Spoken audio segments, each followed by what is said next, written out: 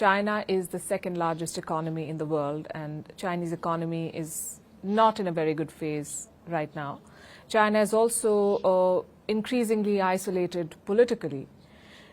If you were the president of China, would you skip the G20 Summit in New Delhi? Well, I don't know what is the litigation that may happen between China and India.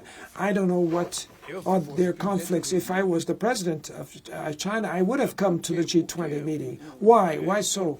Because it's very important for us to participate in these fora, because we need to greet people, shake hands, look in the eye of the people, to have bilateral meetings and have direct conversations and discuss the interests of your country. Now, look, even China now, the way it is, it's still a country by the strength of its economy. It's the balance of the world. Brazil is not part of those that advocate a new Cold War between the U.S. and China. No, we want that the economy to be developed, that all the countries should go, create jobs. We don't want any kind of litigation or conflict. We have to understand that society needs, civil society needs harmony, hope, peace.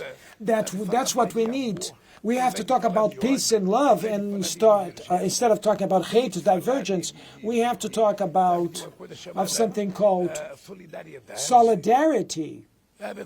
And this is what we're lacking now, on this heart in politics every day.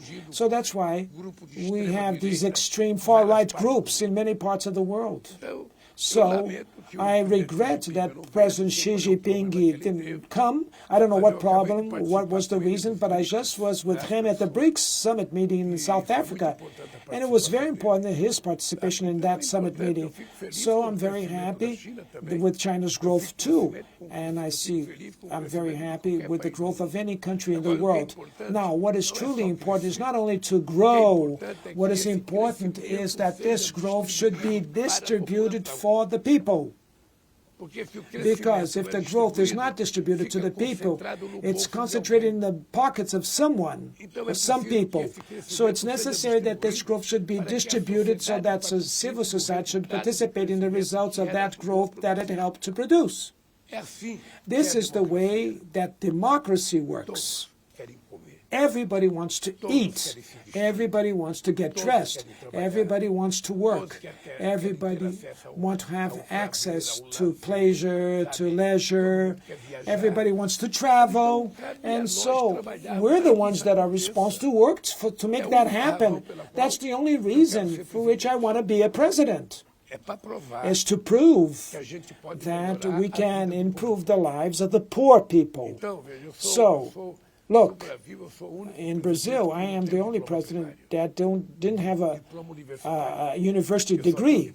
I only have the elementary school degree. Nevertheless, I am the president that built most universities in the history, federal institutes of education, and vocational training schools, and it was during my government that we put in more students in the university. And so, this is just to prove that when we want, we can do it. Sem dúvida.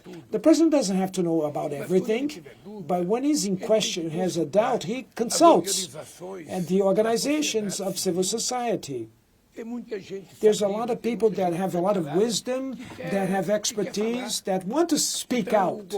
And so the government, I don't know if you perceive that all of us, we have one mouth to speak and 2 ears to listen. So it's necessary for us to have more capability to listen and not only speak, and maybe put in practice things that the civil society is speaking up to us. When we listen to civil society, we don't make mistakes.